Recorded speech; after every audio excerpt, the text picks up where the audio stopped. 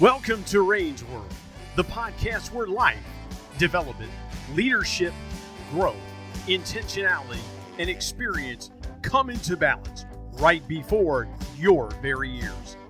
And now, here's your tour guide into Range World, the president of Get Life in Balance, Rain Kansman. All right, welcome to another episode of Rain's World, and today I have Mr. Jim Allen on with me, and we're going to talk a little bit about coaching, right? Jim and I met in 1991. We both worked for the same organization, worked on a lot of projects together. Jim retired from Cisco Food Service in January 2021 after 34 years of commitment to that organization. During that time, he had many roles, and each one, he said, humbled him. Currently, he's coaching hockey and baseball at the high school level on down. His foundations are family and faith. Some of his favorite leaders that he wished he'd been fortunate enough to have as mentors are Muhammad Ali, Martin Luther King, JFK, and Herb Brooks, who will explain a little bit about that later. His personal motto is always try to stay humble and kind, however, know when to be a son of a gun. This is Mr. Jim Allen. Welcome, Jim. I love that intro, Rain. Thank you. Thank you. Yes, it's been a lot of years. Yeah, it has. And I can personally say that I think that Jim has always been humble and kind, the Jim that I've known. Oh, that's I'm not a country fan, but Tim McGraw's song "Always Stay Humble and Kind" for some reason rang true with me when it came out. I don't know, 2015, 16, but and I think that's very true with anybody that has to enter into a relationship that is a leader, a coach. But yet you always got to know when to be tough as a son of a gun. And that's why I say I add that to the end of that. So I like it. yeah. I like it. Yeah. So coaching, let's talk a little bit about that, right? So how would you define the role of coach, Jim? So, I look back in the 34 years that I worked with Cisco Corporation and worked with you, Rain, on projects. I had a lot of different roles as a leader and a coach. And Cisco and you as a trainer in Cisco really focused, and their strategy was to make sure that we all had the proper training in that. And they did a really good job at it. And for me, I would say I was probably as far as an ABCDF player, I probably was I was a solid B player. And now retired, coaching full time, and also leading into that with many years. Coaching, particularly hockey and athletics, seemed to be more of my passion. And so as a result, my self-awareness with all of that became much more than my self-awareness in the roles that I had at Cisco. So when you ask me what my role is, or what you see the role of a coach and a leader, I've had roles that are vast in a variety of them. But it's so much easier when you have the passion for that, just like anything in life, right? So, I bring it back to answer your question. I read a book, it's called Extreme Ownership. I don't know if you've read this at all. Yes, sir. And I employed that into my strategy in coaching, because I'm a firm believer on that a coach, a leader, no matter what your trade is that you're in, unless you become and have that feeling of extreme ownership, everything that you do, say, act on, if you take the extreme ownership strategy of I own this thing, um, if you do that, your team, your player, whomever you're the leader of, or trying to convey that attitude, it will blossom Gotcha. because they themselves will take on that attitude. And let me give you an example. I'll give you an example of hockey, and I use this a lot of times with hockey. If I make a bad pass to somebody that is open for a pass, a backdoor into the goal, or whatever the case, if I make a bad pass to them, it's their fault. Or let me back up. If I make a good pass to them Right. and it's right on their tape and they miss it up, it's not necessarily their fault. I got to take a step back and I got to understand, I got to recognize who I'm passing to, Right. where his strengths are, and I got to put it at that part of his stick or that part of his angle so that he reaches it. If I don't, that ownership is on me. It's not that I laid it out Right. on a plate for him and he missed. That Right. may be the case, but I got to recognize that I got to take ownership of that. And I got to put it exactly where I need to do it to make it work. It's no Right. different than when we're in a trade at Cisco, the late truck. Unless I take the ownership that we're going to have a late truck, Right. that's the way the world works. Unless I take ownership of we're going to have a late truck, Mr. Customer, and here's the situation. Here's what I want to try to do. Right. Here's why I want to try to do what I'm going to do to avoid it being a complication in your daily business. Unless I take ownership on that, I can't whine about having a late truck, Right. nor should I whine about having a late truck because I own that. If Yeah. I'm able to convey as a leader that I have complete ownership of my team, no matter what happens, it's my deal. Yeah. If I have that attitude, I think my team has that attitude. And for me, it works most of the time, Yeah. but I feel it. And if I feel it, my team feels it. Gotcha. Gotcha. Yeah. So here's a couple of things I got. First of all, don't pass it to me because I'm not going to hit the goal for you, Brady. I was trying to give a good I'm a, example on that, I know. but I'm a post. Okay.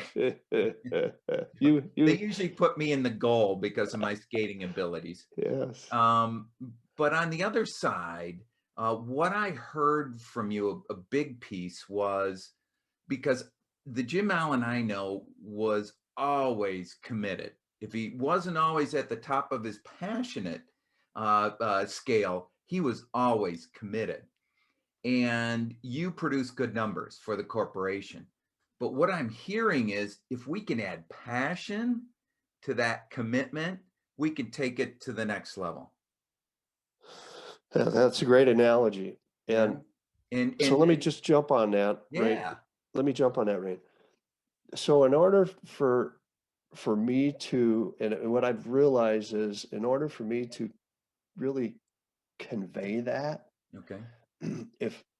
if I'm not a good storyteller, Mm-hmm. which I think is a part of the role and also a skill set, but that's part of the role of any leader. If I'm not a good storyteller, um, and I can't be a good storyteller unless I have passion about it. Right. I can be an okay one, Mm-hmm. but unless I'm a good storyteller, um, the X's and O's that I provide in teaching and giving mentorship and leadership on the physical part of the game in any trade um, is I can be really good at that. But Mm-hmm. if I'm not a good storyteller on examples and people and experiences and failures, unless I'm a good story, if I'm not a good storyteller at that, I'm handicapped. Right. I'm only being able to provide maybe 75% on what I could provide. Right. So I view that as another role of a leader. Okay. And I also see that the leaders you picked out as examples are phenomenal at that, my friend. You know. Yeah, whether it's Muhammad Ali, what he did from the time he was Cassius Clay, um, during the Vietnam War, to just how he handled the public through the press with Howard Cosell, his Mhm. friendship with Joe Frazier, whether it was, the Thriller in Manila or Foreman on the Rumble in the Jungle, Mhm. being somebody that he needed to convey a message, not only to the public, but there's a strategy behind that in Right. order to win the fight. And it just, yeah, I mean, and then later on in life, I mean, you think about it, Muhammad Ali was probably the most recognized individual in the world, Yeah. you know, Yeah. and you can't be that way unless you're a good storyteller too. Right. Right. Yeah. Very And, cool. whether it's MLK, JFK, or Herb Brooks, all of them, that was one of their strongest attributes in their skill set as well. Mhm. But they recognize that. They recognize that, in my opinion, they recognize how important that was as a role in them being a leader as well. That's true. That's true. So Yeah. tell me about some of the benefits you've witnessed or received yourself through being an effective coach. Well, yeah, you know, taking a step back to the roles, the physical and the psychological and the spiritual are kind of the three things that I see as the roles of my coaching. Okay. The physical, the X and O's and the strategy and the techniques and everything that I employ is pretty simple. The psychological, it's important to find out what makes my team member tick, and I try to do that on an individual basis. And then I think this is something that you've taken a next step, Rain, with your company, the spiritual, the life lessons consciousness of working with the individual. At that point, then I was going to say I brought this. At that point, I usually put my hat on backwards and I'm sitting with this individual one on one and I'm breaking bread. Uh-huh. And I need to make sure that I'm walking the walk or walking the talk with him in my communication, and empathy is huge. I need to know that individual and wear his shoes for a bit to really understand. So I'm breaking bread with him to be transparent and honest in my communication. Um, because it's important that they're aware of what they're doing now today. Okay. How are they going to want to be remembered 10 years from now as a teammate? Yeah. And so that's more of this what I call the spiritual side of the coaching. Mhm. And to answer your question on the next phase or on the next second question, by doing and having that foundation, what I believe is a role, these are the benefits I get from it. And the Okay. benefits I get from it, probably the most, is trust. Yeah. Is trust. And I'll go back to an individual that you and I know very well, Tim Hogan. He Mhm. was, when he retired, he was president of Cisco, Minnesota. He was president down in Albuquerque. He was my mentor. He's the one that was my direct manager for years. And I had an extreme amount of trust with him. And the reason why I did is he quoted this, and I remember early on when he was managing me, he said, "You know what, Jim? I always look at it like this." And he wasn't preaching, but he said, "Unless you really like a good fight, being in sales with Cisco in the food service industry," and this was back in 89, 90, Mhm. um, is the wrong choice to make. Unless you would like to be in a good fight, this is the wrong choice to make.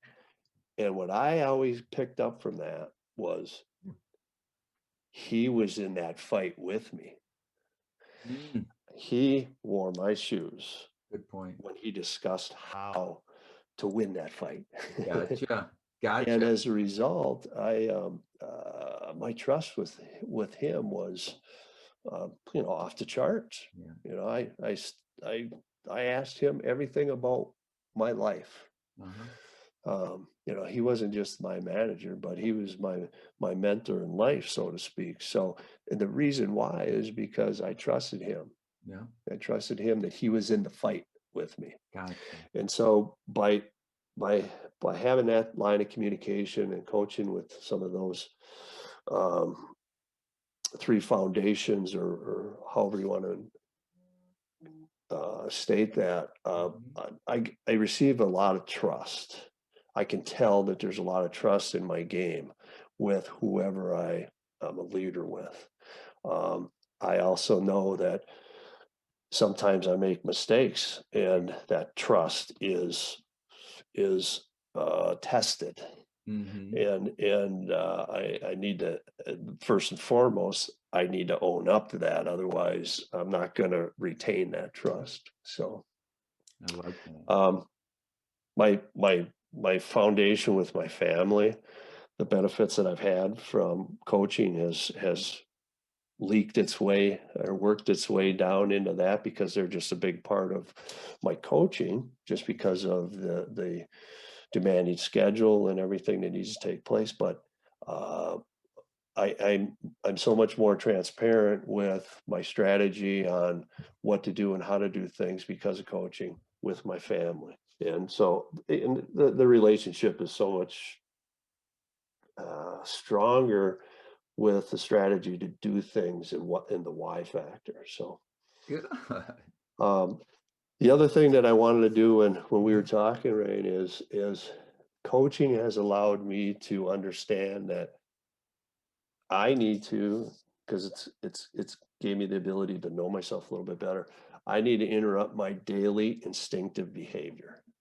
And what I mean by that is I need to sit back and have more strategy to what I'm doing and how I'm doing and what the main thing is, and then what the end game is. And then I go from there. That was not me. Even at the Cisco days, as much as we taught the strategy and organization and my time management, which you and I taught together, Yeah. um, it does. The coaching has allowed me to be much more strategic in that thinking, and as a result, my self awareness is so much better, so Yeah, much I better. bet. And here's a piece that I'm thinking, and it brought up in my mind when we were talking about this, Jim, was I think sometimes we got to get to a place where we slow down enough to Uh, really do a good self-evaluation and right. understand where we're at. And I think you've been able to do that now. Yeah, that's a phenomenal point, Rand. Yeah. Somebody asked me, um, a lot of people ask me this, including you. How does it feel to be retired? Yep. And I'm like, oh, don't let anybody fool you. Yeah. If they ever say it's not what it's cracked up to be, they're lying to you. Here's what I mean by that. You're right.